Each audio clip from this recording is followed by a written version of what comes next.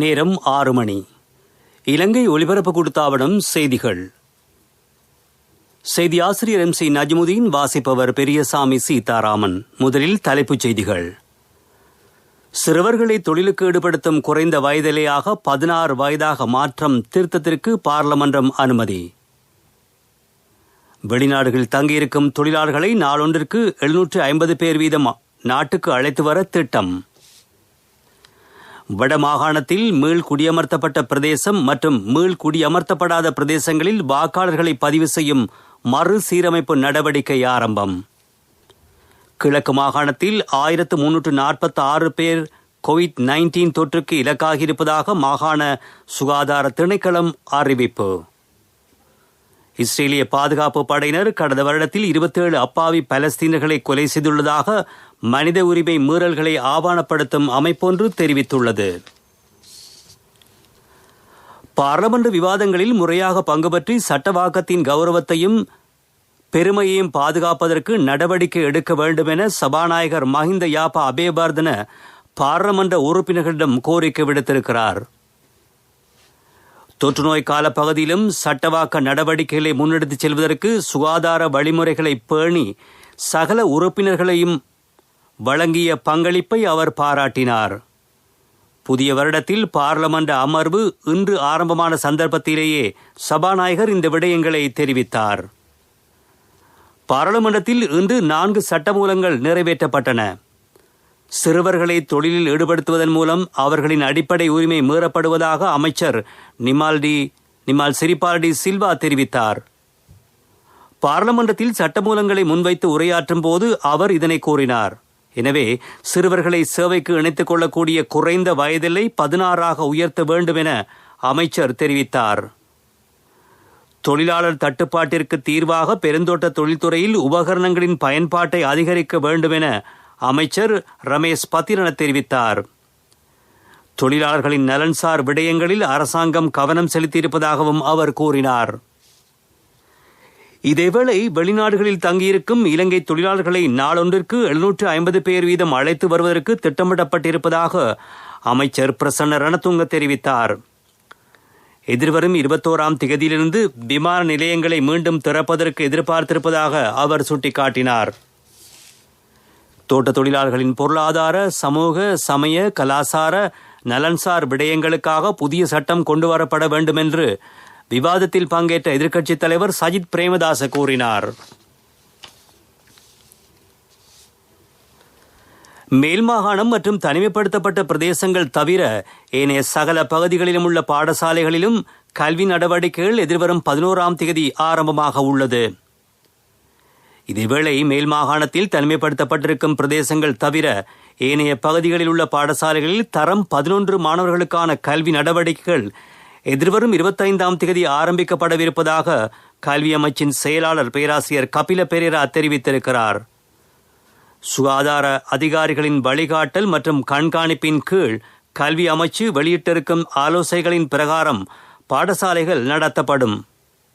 பாடசாலைகளின் நடவடிக்கைகளின் போது சகலரும் கடமையை சிறப்பாக செயற்படுத்த வேண்டும் என கல்வி அமைச்சின் செயலாளர் கேட்டுக் கொண்டிருக்கிறார். பாடசாலைகளை ஆரம்பிப்பது சம்பந்தமாக கல்வி அமைச்சு வெளியிட்டிருக்கும் ஆலோசனைகளை கல்வி அமைச்சின் இணையதளத்தில் பெற்றுக் கொள்ளலாம். அதன் இணையதள முகவரி www.moe.gov.lk என்பதாகும். திணைக்களமாக இயங்கி வந்த தேசிய வானொலி கூட்டுத்தாபனமாக ஸ்தாபிக்கப்பட்டு இன்றுடன் 54 வருடங்கள் பூர்த்தியாகின்றன. திணைக்களமாக இயங்குவதில் எழுந்த சிரமங்களை நீக்கி சிறப்பான சேவையை வழங்கும் நோக்கத்துடன் 1967ஆம் ஆண்டு ஜனவரி 5ஆம் தேதி இலங்கை ஒலிபரப்பு கூட்டுத்தாபனம் ஸ்தாபிக்கப்பட்டது. அதன் ஆண்டு நிறைவை முன்னிட்டு தலைமை காரியாலய வளாகத்தில் இன்று முழு இரவு நேர பிரித் பாராயணம் இடம்பெறும். இலங்கை வானொலியின் 95வது ஆண்டு நிறைவையும் கூட்டுத்தாபனமாக ஸ்தாபிக்கப்பட்ட 54வது ஆண்டு பூர்த்தியையும் முன்னிட்டு பிக்குமாருக்கு தானம் வழங்கப்பட உள்ளது. நீங்கள் கேட்டுக்கொண்டிருப்பது இலங்கை ஒலிபரப்பு கூட்டுத்தாபனத்தின் செய்திகள்.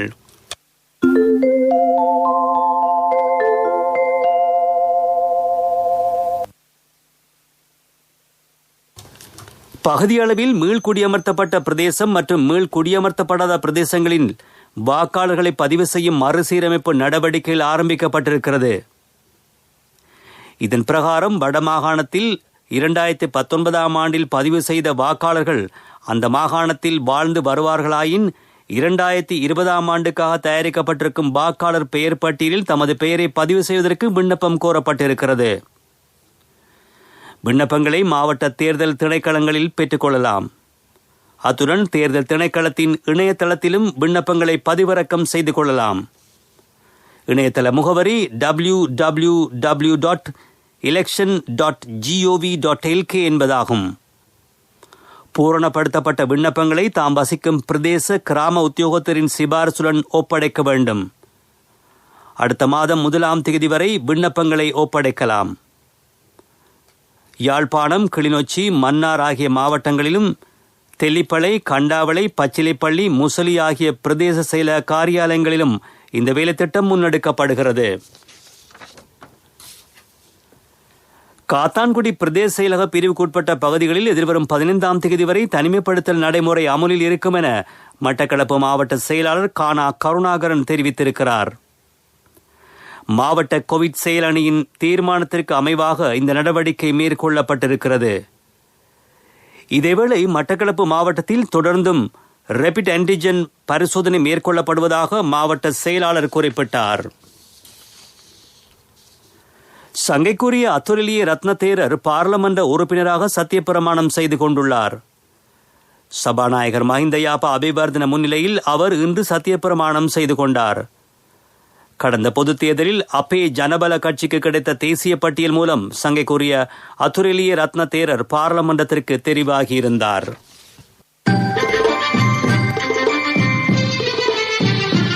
பிரதான செய்தி வழங்குவோர் ஒவ்வொரு வீட்டிலும் இருக்க வேண்டிய வீட்டு வைத்தியர் சித்தாலேப. இலங்கையில் தற்போது கோவிட்-19 2வது அலை வெற்றிகரமாக கட்டுப்படுத்தப்படுவதாக பாராளுமன்ற உறுப்பினர் எஸ்.பி. திசாநாயக்க தெரிவித்திருக்கிறார். தொற்று காரணமாக நிகழ்ந்த மரணங்களின் எண்ணிக்கையை முடியுமான அளவு குறைத்துக் கொள்வதற்கு இயன்றிருப்பதாக அவர் சுட்டிக்காட்டியிருக்கிறார். மக்களின் அன்றாட நடவடிக்கைகளுக்கான வசதிகளை ஏற்படுத்தி சுகாதார வழிமுறைகளின் பிரகாரம் வேலைத்திட்டங்களை முன்னெடுப்பதற்கு அரசாங்கம் வேலைத்திட்டங்களை முன்வைத்திருப்பதாக அவர் குறிப்பிட்டார். கொழும்பில் இன்று இடம்பெற்ற ஊடகவியலாளர் சந்திப்பின் போதே பாராளுமன்ற உறுப்பினர் எஸ்.பி. திசாநாயக்க இதனை தெரிவித்தார்.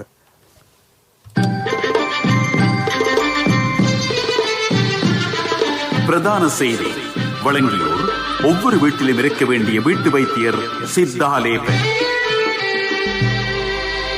தொடர்ந்து செய்திகள்.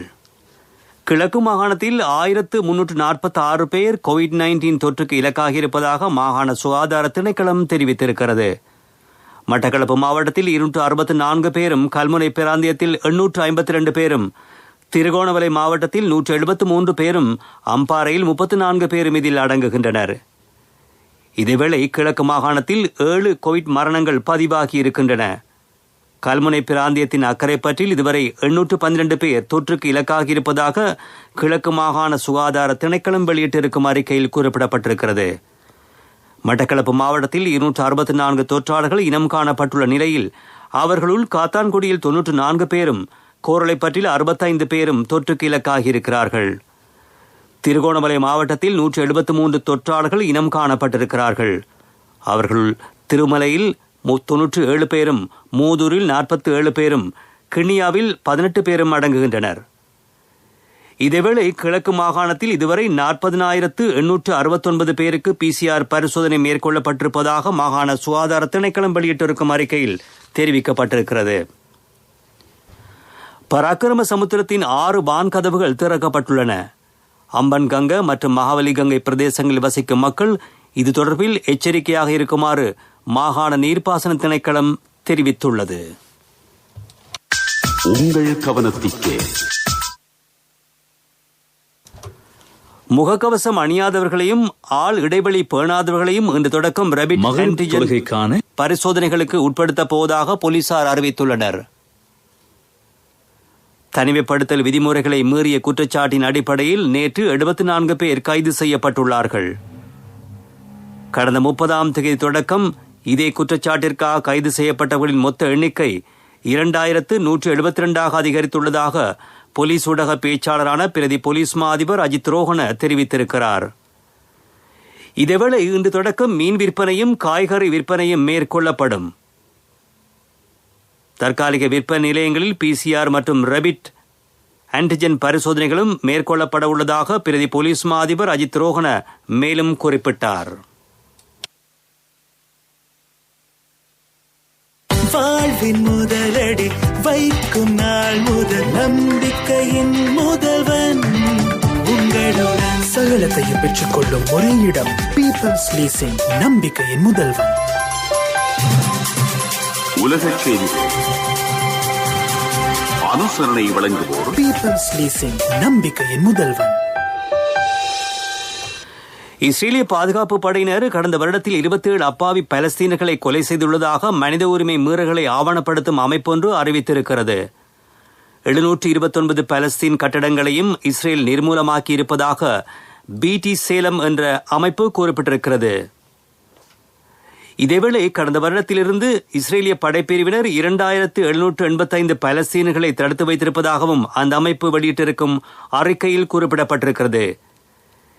இஸ்ரேலால் ஆக்கிரமிக்கப்பட்ட மேற்கு கரையில் கடந்த வருடத்தில் பலஸ்தீனர்களுக்கு எதிராக 248 தாக்குதல்கள் இடம்பெற்றிருப்பதாகவும் BT சேலம் அமைப்பு சுட்டிக்காட்டியிருக்கிறது. ஈரான் யுரேனிய செறிவூட்டலை அதிகரித்திருக்கிறது.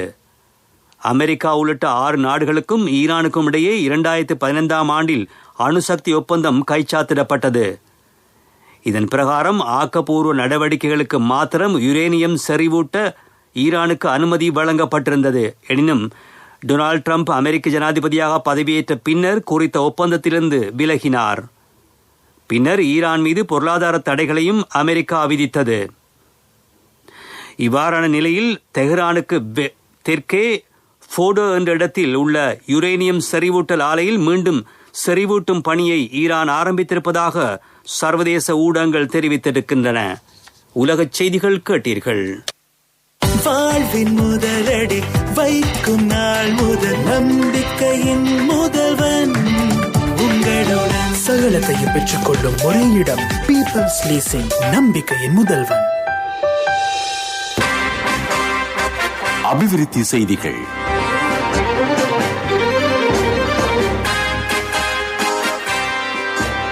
இலங்கை துறைமுக அதிகார சபையின் கொள்கலன்களை ஏற்றி இறக்குவதற்கான புதிய நிலையத்தை அமைப்பதற்கு அடிக்கல் நாட்டப்பட்டுள்ளது. இந்த நிகழ்வு நேற்று நடைபெற்றது.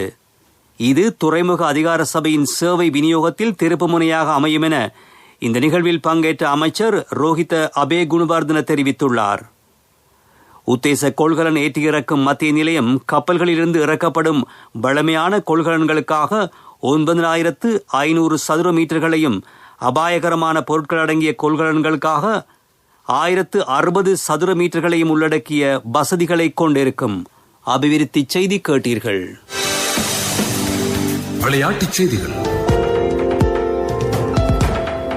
சுற்றுலா இலங்கை அணிக்கும் தென்னாப்பிரிக்க அணிக்கும் இடையிலான 2வது டெஸ்ட் கிரிக்கெட் போட்டியில் தென்னாப்பிரிக்க அணி 10 விக்கெட்டுகளால் வெற்றியீட்டியிருக்கிறது. இந்த போட்டி ஜோஹானஸ்பர்கில் நடைபெற்றது. தேசிய விளையாட்டு விழாவை புது பொலிவுடன் நடத்துவது குறித்து கவனம் செலுத்தப்பட்டுள்ளதாக விளையாட்டு அபிவிருத்தி திணைக்களம் அறிவித்துள்ளது. கோவிட் தொற்று நெருக்கடி காரணமாக கடந்த ஆண்டு தேசிய விளையாட்டு விழா நடைபெறவில்லை. எனவே இந்த போட்டிகள் நிறுத்தப்பட்ட ஸ்தானங்களிலிருந்து அவற்றை ஆரம்பிப்பது பற்றி கவனம் செலுத்தப்பட்டிருப்பதாக திணைக்களத்தின் பணிப்பாளர் நாயகம் அமல் எதிரி சூரிய தெரிவித்துள்ளார். விளையாட்டுச் செய்திகள் கேட்டீர்கள். வர்த்தக செய்தி. கூகுளின் மூலம் கம்பெனியான ஆல்பர்ட் குழுமத்தின் வேலை செய்யும் 200க்கும் மேற்பட்ட பணியாளர்கள் முதல் தடவையாக தொழிற்சங்கம் ஒன்றை ஆரம்பிக்க நடவடிக்கை எடுத்துள்ளார்கள். இந்த நிறுவனத்தில் அமுலாகும் பாரபட்சமான வேலை நடைமுறைகள் குறித்து குரல் எழுப்பக்கூடிய அதிகாரத்தை தொழிற்சங்கம் பெற்றுக் கொடுக்கும் என பணியாளர்கள் கூறுகின்றனர். கடந்த சில ஆண்டுகளாக பெருமளவு பணியாளர்கள் வெளிநடப்பு செய்திருந்தமை குறிப்பிடத்தக்கது. பொருளாதார செய்திகள். அனுசரணை. அண்ணா 31க்கு நீங்க மகளுக்கு தங்கம் வாங்குவீங்கன்னு நான் எதிர்பார்க்க இல்ல. எந்த தங்கத்துக்கு தங்கம் கொடுக்க முடிஞ்சது எந்த LOLC கிரெடிட் கார்டு இருந்ததால. LOLC ஃபைனான்ஸ் கடன் அட்டை உங்களை மேலும் உயர்த்திட.